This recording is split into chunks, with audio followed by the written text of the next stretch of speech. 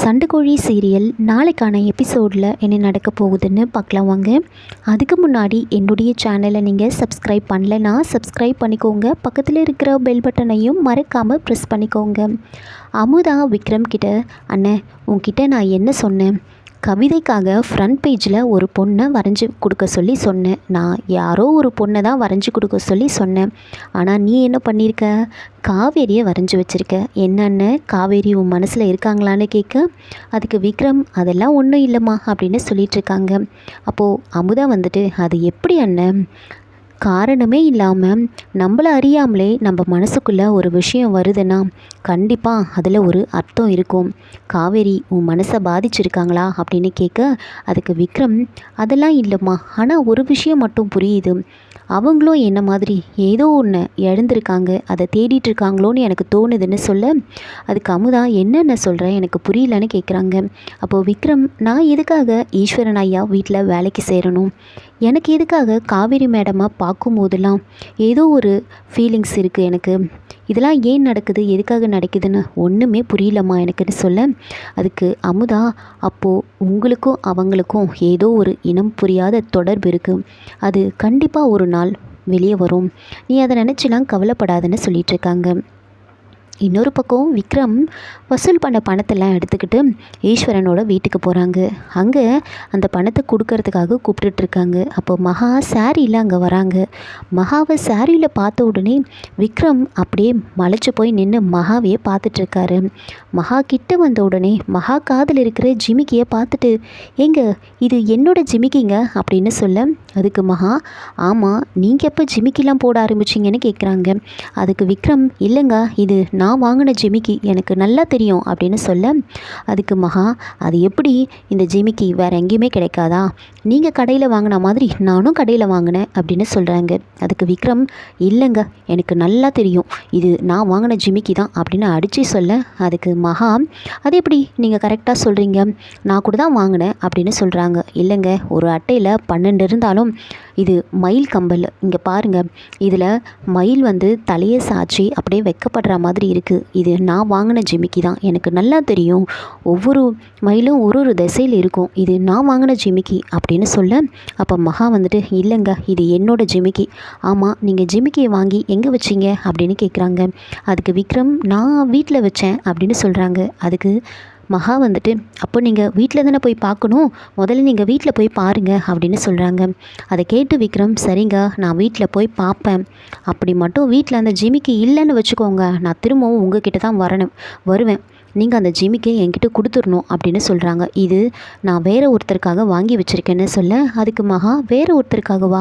யாருக்காக வாங்கி வச்சுருக்கீங்கன்னு கேட்குறாங்க. அதெல்லாம் உங்களுக்கு எதுக்கு, எனக்கு இந்த ஜிமிக்கி வேணும் அப்படின்னு சொல்கிறாங்க. நான் வந்து பார்த்துட்டு வருவேன், நீங்கள் அந்த ஜிமிக்கியை கொடுக்கணும்னு சொல்லிட்டு விக்ரம் அங்கேருந்து போகிறாங்க.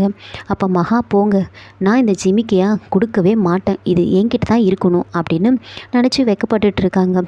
விக்ரம் நேராக வேகமாக வீட்டுக்கு போயிட்டு எல்லா இடத்துலையும் தேடிட்டுருக்காங்க.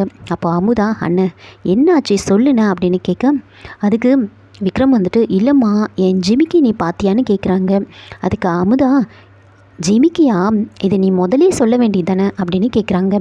அப்போது விக்ரம் வந்துட்டு, அப்போது ஜிமிக்கி உங்ககிட்ட தான் இருக்கா, குடுமாத அப்படின்னு ரொம்ப ஆர்வமாக கேட்க, அதுக்கு அமுதா, இல்லைம்மா அது அம்மா கிட்ட தான் இருக்குது அப்படின்னு சொல்கிறாங்க. உடனே வேணி வந்து விக்ரம் கிட்ட வந்து, அதுவாப்பா என்கிட்ட தான் இருக்குது அப்படின்னு சொல்ல, அப்போ விக்ரம், அம்மா அந்த ஜிமிக்கியை கொடுத்துருங்கம்மா அப்படின்னு கேட்க, அதுக்கு வேணி வந்துட்டு, இல்லைப்பா அந்த ஜிமிக்கி காவேரி ரொம்ப ஆசைப்பட்டு கேட்டாளா, அதான் அவளுக்கே கொடுத்துட்டேன் அப்படின்னு சொல்ல, அதுக்கு விக்ரம், அம்மா ஏம்மா நீங்கள் கொடுத்தீங்க அப்படின்னு கோவப்படுறாங்க.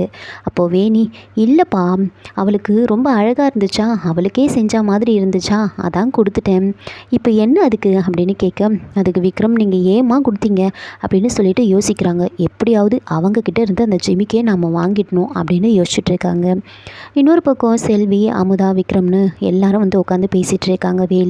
வேணி, காளிமுத்து எல்லாரும். அப்போது புரோக்கர் வந்து அங்கே வராங்க. அமுதாவுக்கு வந்து மாப்பிள்ளை பார்த்துட்டு போயிருப்பாங்க, அதை பற்றி பேசுகிறதுக்காக அவர் அங்கே வராங்க. அவர் அங்கே வந்த உடனே வேணி வந்துட்டு, என்னடா பார்த்துட்டு போய் 10 நாள் ஆச்சே, எந்த ஒரு தகவலும் வரலையேன்னு நினச்சிட்டு இருந்தேன், நீங்களே வந்துட்டீங்க, என்னாச்சுன்னு கேட்க, எல்லாம் நல்ல விஷயந்தாமான்னு சொல்கிறாங்க. அதை கேட்டு அமுதா ரொம்ப சந்தோஷப்படுறாங்க. அப்போது புரோக்கர் வந்துட்டு அப்படியே விக்ரமையே பார்க்குறாங்க. காளிமுத்து அது என் பையன்தான்ப்பா, வெளியூரில் படிச்சுட்டு இருந்தான், இப்போது ஈஸ்வரையா வீட்டில் தான் டிரைவராக வேலை பார்க்குறான் அப்படின்னு சொல்கிறாங்க. அது கேட்டு புரோக்கர் வந்துட்டு சரி, அமுதாவுக்கு கல்யாணம் முடிஞ்ச உடனே அப்படியே வந்து உங்கள் பையனுக்கும் பொண்ணை பார்த்து கல்யாணம் முடிச்சிடலாம் அப்படின்னு சொல்லிகிட்ருக்காங்க. அப்போது வேணி வந்து மாப்பிள்ளை வீட்டுக்காரர் ஓகே சொல்லிட்டாங்களான்னு கேட்க, அவர் மாப்பிள்ளை வீட்டுக்காரர் சரின்னு சொல்லிட்டாங்கம்மா அப்படின்னு சொன்னது தான். அமுதா ரொம்ப சந்தோஷப்படுறாங்க. அப்போது வேணி, நீங்கள் அமுதாவுக்கு இருக்கிற பிரச்சனையை மாப்பிள்ளை வீட்டில் சொல்லிட்டீங்களான்னு கேட்குறாங்க. அப்போது விக்ரம் வந்துட்டு செல்விக்கிட்ட ஆமாம் அமுதாக்கு என்ன பிரச்சனை அப்படின்னு கேட்டுட்ருக்கும் போதே அமுதாக்கு வலிப்பு வந்துடுது. வலிப்பு வந்த உடனே எல்லாரும் வந்து பதட்டமாகறாங்க. சாவி எடுத்துகிட்டு போய் கையில் கொடுக்குறாங்க. அப்படியே பயங்கரமாக அழ ஆரம்பிக்கிறாங்க. கொஞ்ச நேரத்தில் வந்து அமுதா சரியாயிடுறாங்க. அதுக்கப்புறமா விக்ரம் வந்துட்டு எல்லார்கிட்டையும் கேட்குறாங்க, என்னாச்சு அமுதாக்கு அப்படின்னு கேட்க, அவளுக்கு இந்த மாதிரி சந்தோஷமான விஷயம் ஏதாவது கேட்டால் இந்த மாதிரி தான் வலிப்பு வந்துடும். மாப்பிள்ளை வீட்டிலேருந்து வந்தாங்கன்னா நாங்கள் இந்த உண்மையை மறைக்கக்கூடாதுன்றதுக்காக இந்த உண்மையை நாங்கள் சொல்லிடுவோம். பொண்ணு பிடிச்சிருக்குன்னு சொல்கிறவங்க இந்த விஷயத்தை சொன்ன உடனே அவங்க போயிடுவாங்க. இதனால தான் அமுதாக்கு கல்யாணம் தள்ளி தள்ளி போயிட்டுருக்கு அப்படின்னு சொல்கிறாங்க. அப்போது வேணி வந்துட்டு இந்த விஷயத்த நீங்கள் மாப்பிள்ளை வீட்டில் சொல்லிட்டீங்களா, அவங்களுக்கு சம்மதமானு வந்து கேட்குறாங்க. விக்ரமும் வந்து அந்த புரோக்கர்கிட்ட கேட்குறாங்க, மாப்பிள்ளை வீட்டில் இந்த விஷயத்த நான் சொல்லிட்டேன்ப்பா, அவங்களும் சரின்னு தான் சொல்லிட்டாங்க, ஆனால் ஒரு கண்டிஷன் அப்படின்றாங்க.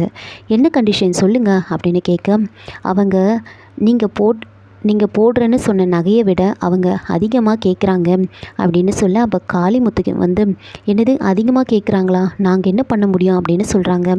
அப்போ புரோக்கர் வந்துட்டு நீங்கள் போடுறேன்னு சொன்னதை விட 2 மடங்கு அவங்க அதிகமாக கேட்குறாங்கன்னு சொன்ன உடனே, என்னது 20 பவுன் நகை 4 லட்சம் பணமா, அதுக்கு நாங்கள் எங்கே போவோம் அப்படின்னு சொல்ல, அதுக்கு புரோக்கர் வந்துட்டு இல்லைப்பா, அவங்க அந்த மாதிரி டிமாண்ட் பண்ணுறாங்க, என்ன பண்ணுறது அப்படின்னு சொல்கிறாங்க. அப்போது விக்ரம் வந்துட்டு பரவாயில்ல, நாங்கள் அந்த நகையை போடுறோம், அந்த பணத்தையும் கொடுக்குறோம் அப்படின்னு சொல்கிறாங்க. நீங்கள் ஆக வேண்டிய வேலையை பாருங்கன்னு சொல்ல, புரோக்கர் ரொம்ப நாளைக்கு அப்புறமா இந்த வீட்டில் ஒரு நல்ல விஷயம் நடக்க போகுது, எனக்கு ரொம்ப சந்தோஷமாக இருக்குது அப்படின்னு சொல்லிட்டு அங்கேருந்து போகிறாங்க.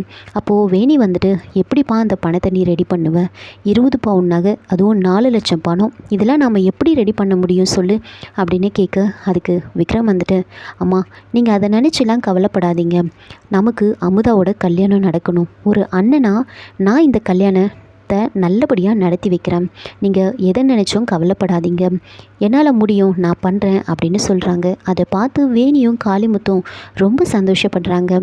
இதோட இந்த எபிசோடை வந்து முடிச்சிருக்காங்க. என்னோட ரிவ்யூ பிடிச்சிருந்தால் லைக் பண்ணுங்கள், மறக்காமல் சப்ஸ்கிரைப் பண்ணுங்கள். தேங்க்யூ.